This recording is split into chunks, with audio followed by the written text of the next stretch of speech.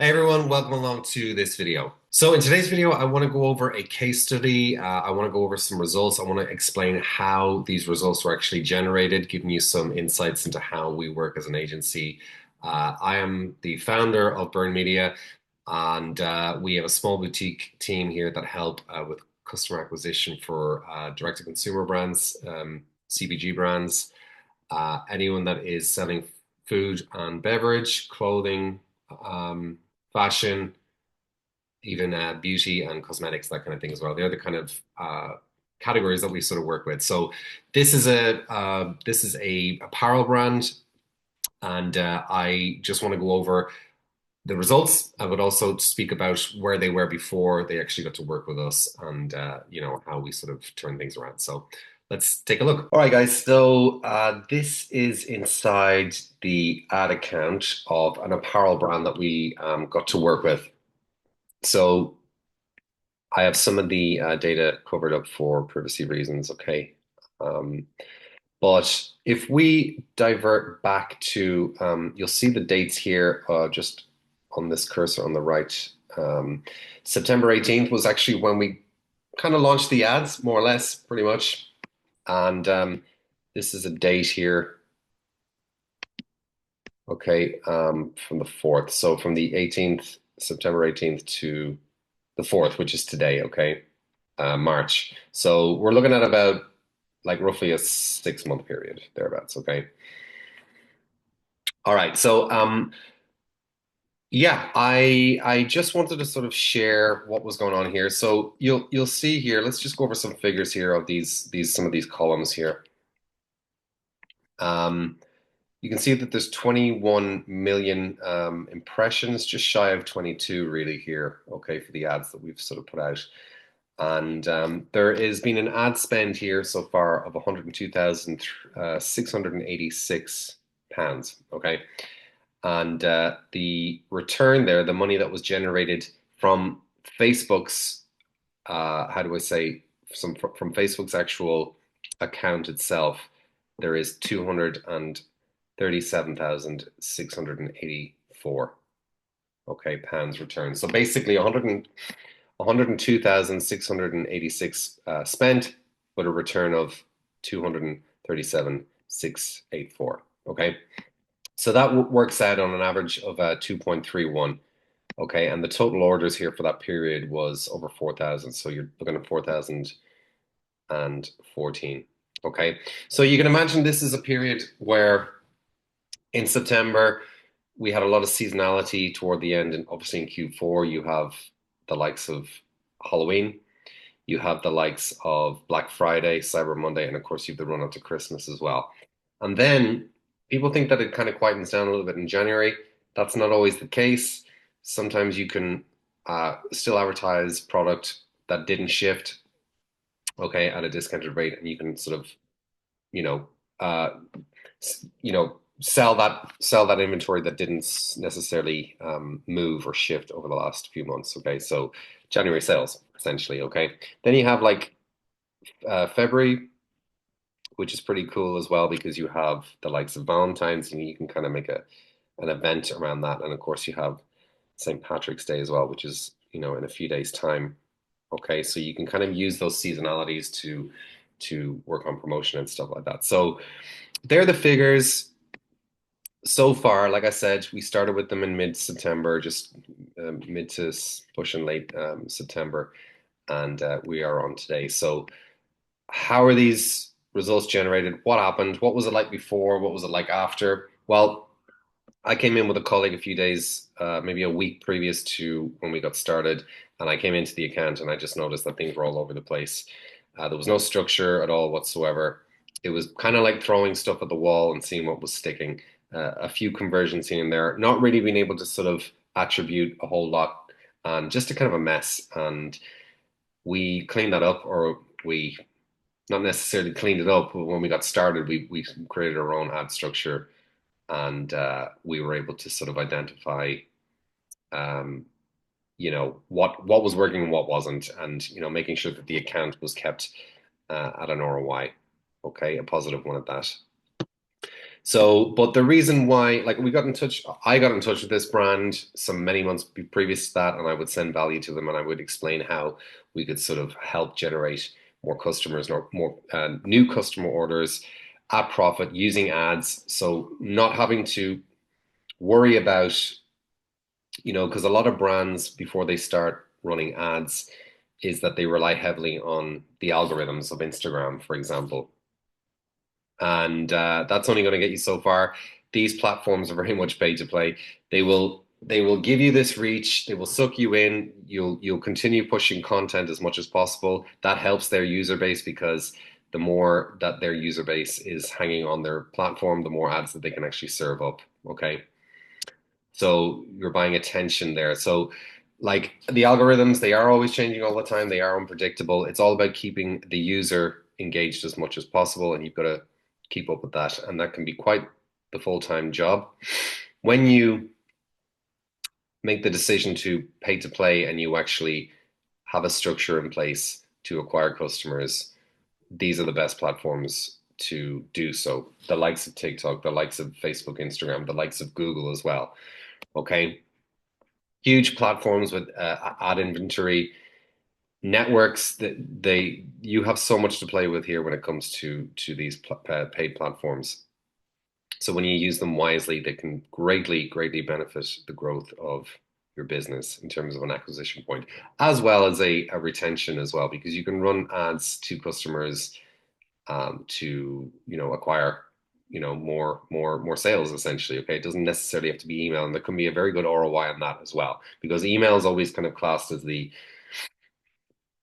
channel where, and it's true, of course, but it's anyone who has purchased from you and they go into a customer database, that's the hardest sale you're going to make, okay, from organic or ads.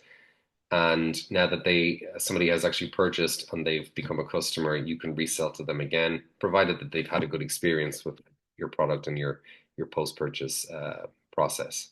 Okay. But email definitely is, of course, SMS. You can use other retention strategies too, but you can actually use social media again to run ads to customers. That can be quite profitable too. Okay, so let me just dive into a document here. Okay, so I just want to run over some uh, data with you here as to why like this kind of has become successful in this period so far, and what our sort of plans are going forward for the brand. As I mentioned before, it's an apparel brand. We work with apparel, but we also work with the likes of food and beverage as well, and we also work with beauty cosmetics.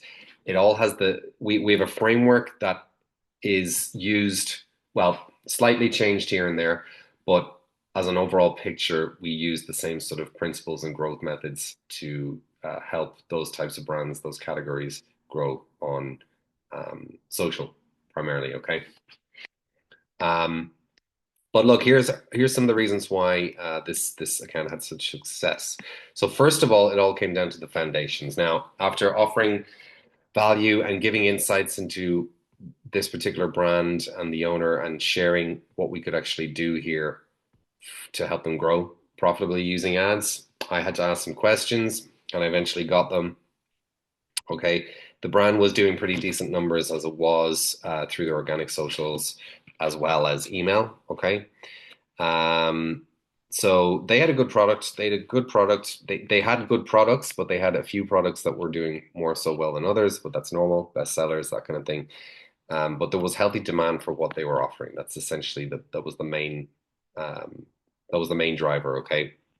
They also had healthy profit margins. We like to work with brands that have anywhere from 60 plus percentage wise on cost of goods sold. So that's the profit margins. The reason why this is the case is because the higher profit margins, the better, because that means we have a lot more room to actually work with Dan when it comes to acquiring customers. So we have more, not that we want to spend all that money in that profit margin, but certainly at the start, it helps when we're testing things out and conversions are coming, but they're not as profitable as we'd like them to be. But as we test out things and cut losses and scale up winners, we sort of we are able to sort of increase the ROI on that. But like I said, it's a lot healthier when profit margins are high. and we have a bit more wiggle room to work with in terms of spending money to acquire a customer versus the actual money that's made on that customer. Okay, I hope that makes sense. So another thing that was great about this brand is that they actually had a lot of content to work with, right? So they were already producing a lot of video and kind of imagery, and we were looking at that stuff and we were kind of going, okay, well we could edit that slightly if we get.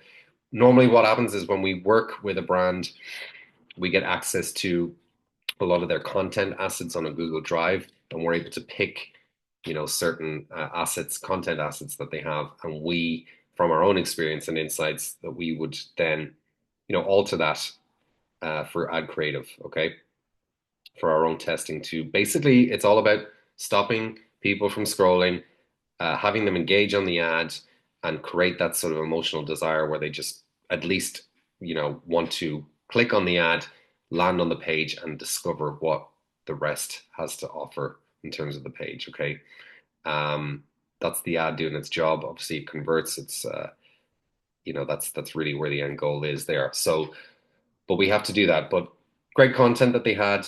They also had a willingness to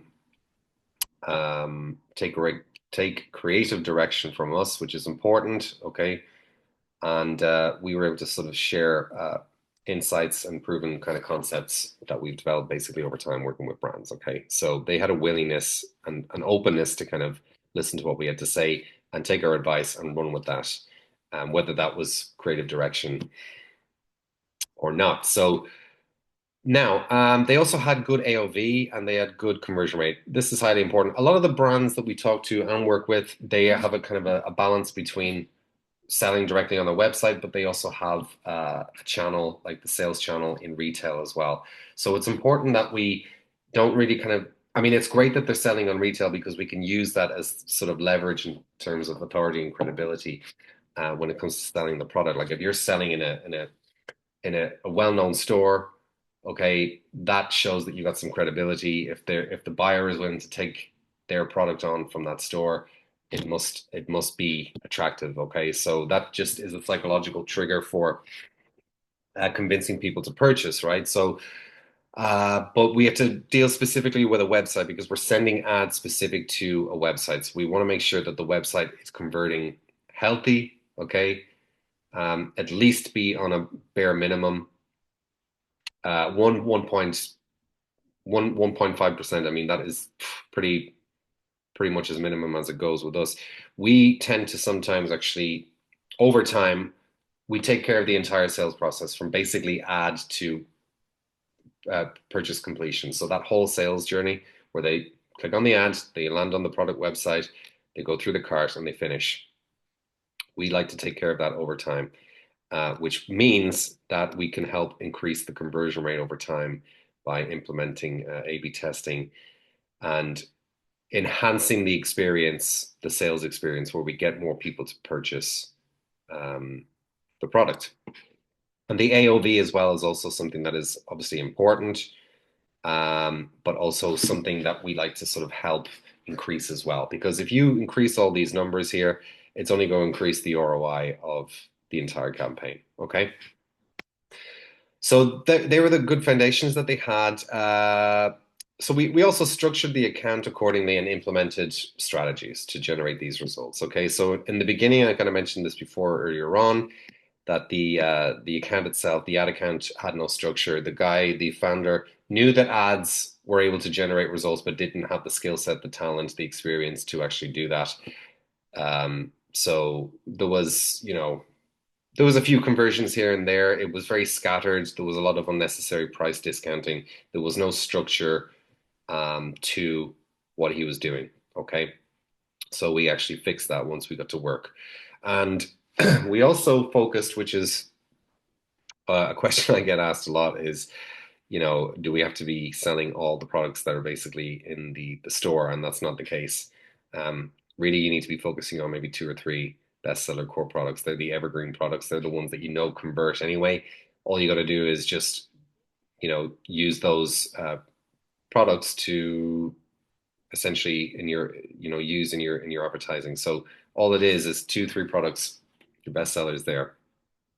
No need to advertise the rest of the product line. You can actually do that on the back end, which I'll talk about now in a minute. So we also like they had a desire, and we're trying to do the idea of selling to they had an international appeal, put it that way, right? So what we did is we set up campaigns that were specific to certain countries. That helped to manage things a bit better as well because we could see what ROI was being generated on certain countries like UK, US, Europe as well. Okay, so certain countries in Europe we were able to sort of use. So that helps to, like I said, identify the ROI. If you throw everything in together, you're never going to really see that so well. So we did that. Um, we also implemented a lot of design testing as well with Ad Creative to acquire interest, desire, and conversion because this is an apparel brand. So we kind of match different desires. We use a lot of carousel ad as well in certain sections of the funnel. Okay, we also tested different angles to draw attention toward our ads. Okay, so we knew what angles to test based on extensive research that we did uh, on their customer. Okay, before we launched ads. So some of the attention triggers, like you need to think about what their inherent desires are, the customer's inherent desires are, or yours for that matter. If you've got a brand that you're watching this, who they desire it from, and who do their customers want to be and what their wants and dreams are. So you kind of have to correlate that in with the brand itself. Okay. So yeah, just to finish off there, people are not motivated by their awareness level. They're actually motivated by their desires and problems. Okay, so this is something you have to think about when it comes to your attention triggers. Now, so with that in mind, what is the plan kind of going forward here? Just give you a little insight into what we're kind of thinking here. But the future plans to scale out the brand, we got to make sure that we have the brand top up and keep filling up in the inventory on the best sellers because we don't want to run out of that, especially when we're scaling. We need to make sure that there is consistent supply of product to be shipped out to. We also have to offer creative direction to produce and publish more extensive range of content creative for ads to test the winners and kill the losers. Okay. The other thing we need to do is test new offers and take advantage of seasonality times to boost conversions. I spoke about that earlier on when we had the nice thing about starting in September was that we just about had enough time to sort of take advantage of the likes of Halloween. Um, and I suppose since we were starting out, probably Black Friday, Cyber Monday as well. Normally that even happens earlier when we've got a lot of data running.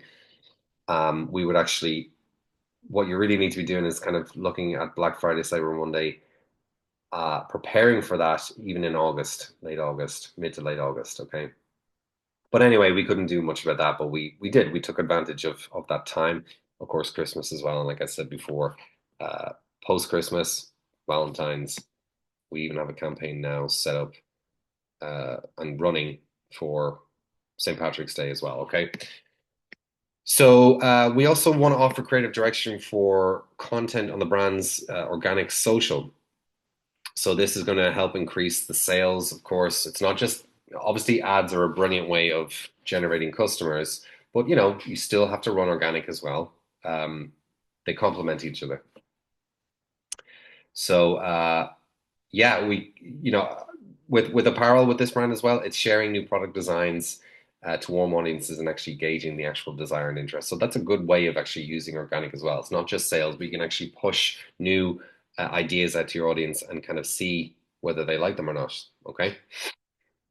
And then, of course, as well, is to use email and SMS and even AI chat to use as retention strategies to sell other products outside of their bestsellers, which increase the lifetime value. Now, we haven't really taken a full-on control approach to this right now, but that is definitely our plan. Our focus was over the first few months was to acquire the customers that they were looking for, but we need to sort of clean up the efficiency then on the actual back end, which again is email, SMS. And I do want to introduce the AI chatbot where they actually have an AI widget on their actual site that helps to engage with the visitor and to kind of find out what they want. And the AI chat will be able to offer the right recommendations, the products based on the reasons why they need the product. Okay, so that it's a clever way of increasing a conversion rate on the site as well. Okay, so that's essentially it. That is essentially it.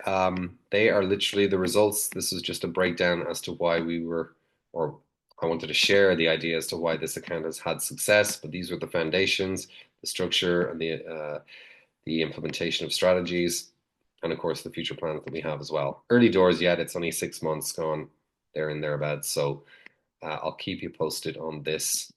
And so that's it, guys.